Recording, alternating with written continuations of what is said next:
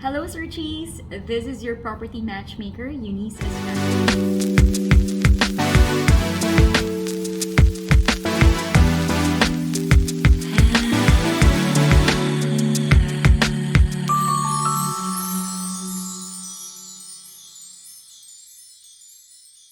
So our topic for today is about spotting red flags in your property title. You know naman, just like in dating, we should spot red flags dun sa mga dinidate natin to save us from heartaches and long-term emotional damage. As your property matchmaker, I want to save you from that heartache. But first, we have to know what a red flag is. A red flag is basically just a warning sign that there is danger that can happen, diba? That might happen whatsoever. So today, we invited a real estate lawyer to help us spot basic red flags in your property title. Let us welcome Attorney Katrina Olave. Attorney, di ka tumawag. Hi, Attorney! Hi, Eunice. Thank you for taking time to parang ma-interview kita. So, okay, let's go straight to the questions na. Pero mga personal questions muna. How long have you been in this legal profession? So, I've been a lawyer for 8 years. I passed the bar in 2014 and I have been in private practice ever since. I see, okay. Actually, ang tatanungin ko sa'yo about your dating history. Well, may mga nakita ko mga red flags before, parang wala naman. well, I'm currently married to my first boyfriend, so I wouldn't say okay. I'm an expert in that field. So, wala siyang red flags, I suppose. O na-due diligence mo na siya. Ano ka na naman, na-due diligence ko bago ang kasalan. Taray. Parang sa'yo maging lawyer, parang may due diligence muna ka. Correct. Yeah, anyway, Maka you can help us and our searchies for today. Searchies to help them spot yung mga red flags. Lalo na yung mga, alam mo yun, yung mga bago pa lang na investors, bago pa lang bibili ng bahay. Of course, they would want to know na they're safe buying a certain property, diba? Kasi maraming, naloloko. Yung parang at first, parang, oy, okay tong property na to, and then, hindi mo alam na parang meron palang problema. Tapos heartache pala yung kasama. Heartache pala yun. Wala tong hugot Ayan. So, that's very important, no? Kasi when you're buying a property, you're not just buying a piece of candy. Exactly. It's your life savings, or maybe all your money you want to invest in a property. So, it's really important that you do the proper due diligence first. True. So, like a person that you meet for the first time, the first thing is the physical. So, how do we detect red flags in the physical title? Yeah. So, actually, an original title has its salient features. So, Salient features. yes. Okay. Yung paper where the title is printed on, so all the titles from 1984 up to the present are printed by the Bangko Sentral ng Pilipinas. Mm-hmm. They are printed on a special paper, and they have security features on them. Okay. So, yung paper niya, it's similar to a bank check. Bank check. Dapat yung texture niya is similar to a bank check.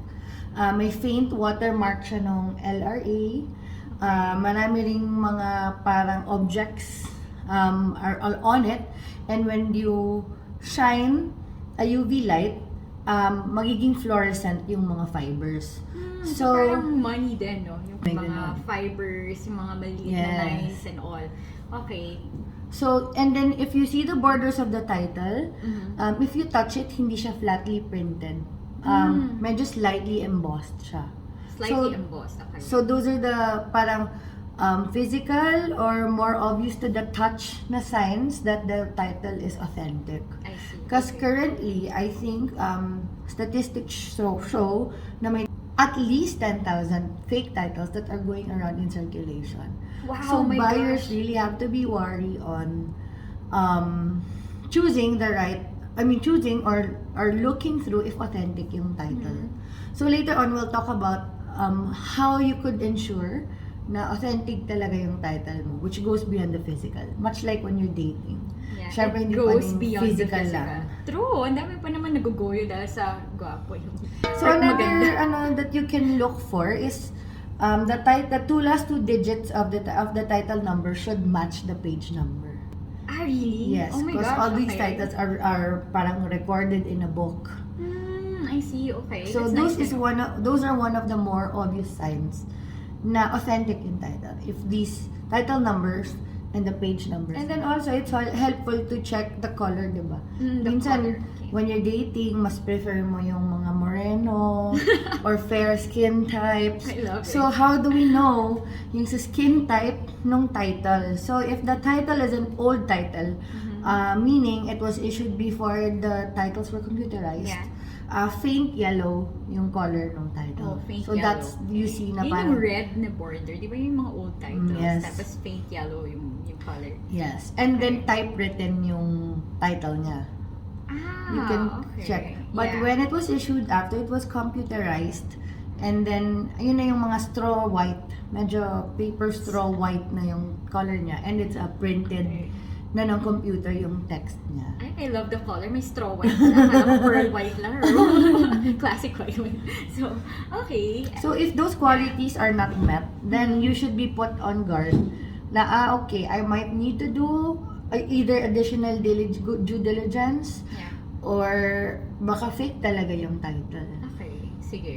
So, sa profession mo, since parang you're 8 years na into the business, right? Have you ever experienced having those like fake titles and may na-experience ka na, may na-encounter ka ng client na talagang grabe yung heartbreak niya? Thankfully naman wala pa. Ay, So okay. I think wala pa naman. So far I'm very lucky na hindi ganun yung na-experience ko. Okay. It's more of on the content of the title, which maybe we can discuss. Alright. So, di ba, when you're looking at the physical, marami pa rin siyang attributes na not evidently physical, pero at the first meeting, mag-gauge mo na agad. Okay. So, example, how is he when he's conversing? Oh. Is he a gentleman on your first date? Doon tayo sa gentleman. Oo. Good conversationalist. Pwede rin naman yung maginoo, pero medyo bastos. Ay, Di ba? Okay din yun. When, dun naman sa sa title, what you look for are the contents. So, you look for the annotation page, kung meron bang nakalagay na annotations. Liens or encumbrances yung tawag. So, liens and encumbrances usually exist in the title if there's an adverse claim in the title. So, ito yung mga parang section for mga Yes, ganyan. for Ano ba yung mga yan? extrajudicial title Settlement. that you need to that has to pass before the title can be transferred or alienated to other third persons. Okay. I guess the most obvious is if may annotation of mortgage Okay. from a bank or another financial institution which handles loans. I've had this experience where a client was buying a condo. Oh my God. Okay. So the title was clean. The owner's duplicate copy of the title was clean. Alright. So we decided to do due diligence on the property and we requested for a certified true copy in the registered deeds. Alright. True enough, the title had a mortgage annotation from the bank. Okay. So parang So, okay. hindi na-cancel the mortgage. Because there's still an existing loan.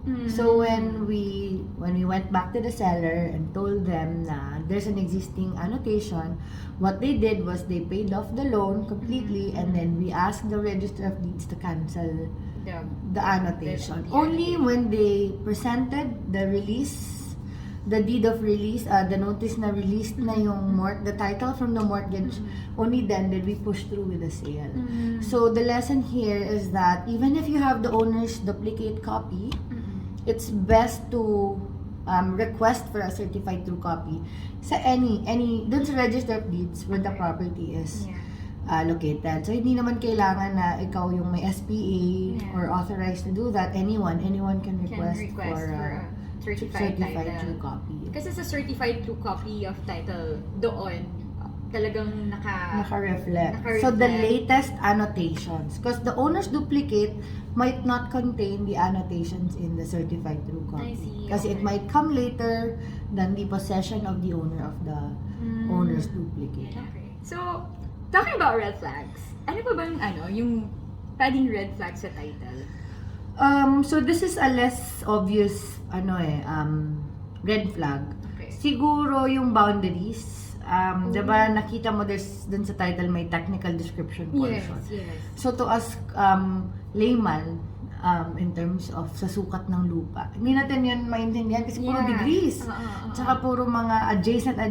Northeast. Yun. 57 degrees east. Ganyan.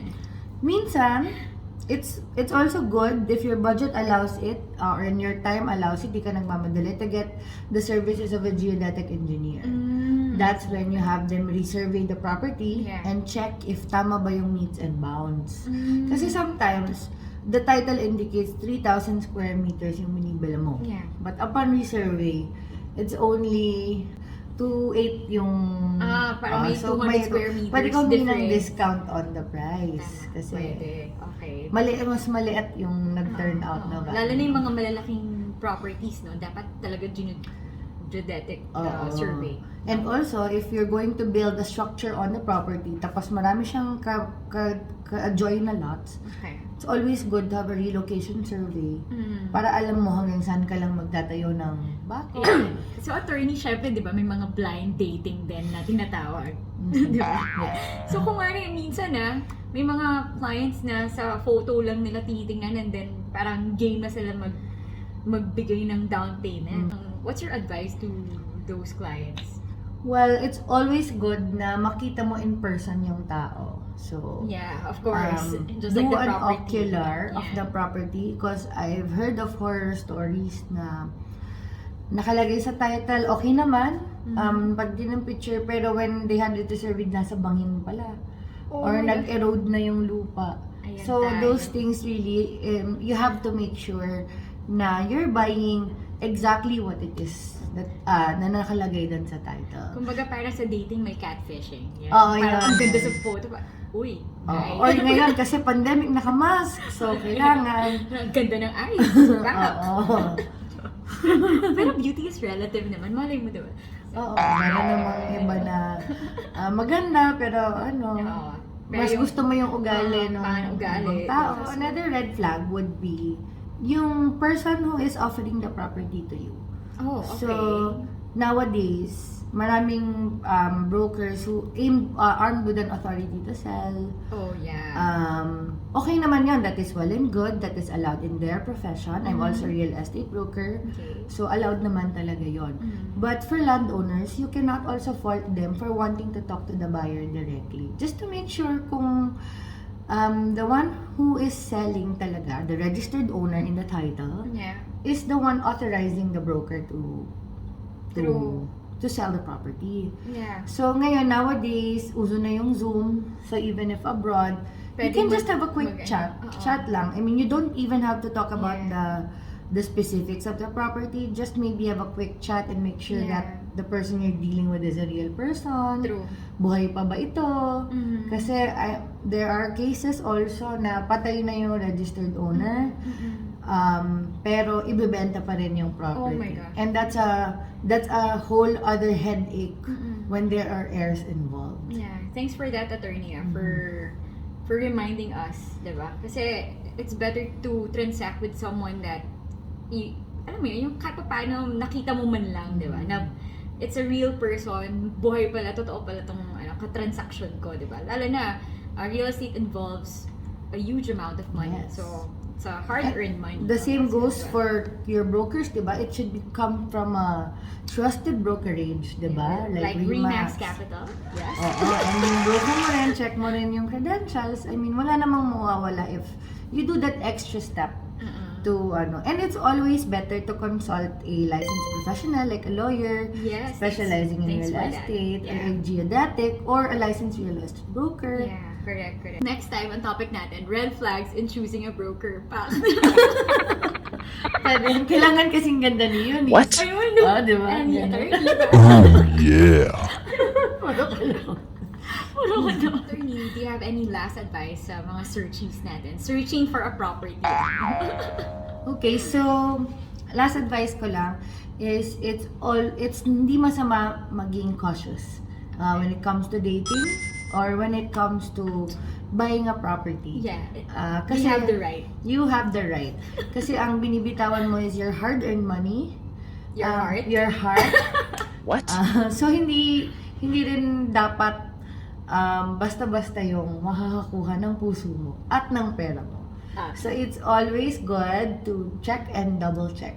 I love it. Thank you for that advice, attorney. And thank you so much for your time. Actually, you're my first guest I'm so honored.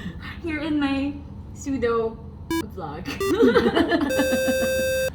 So there you have it. Searchies. I am Eunice Estrada, your property matchmaker / real estate pro. Meet your property now.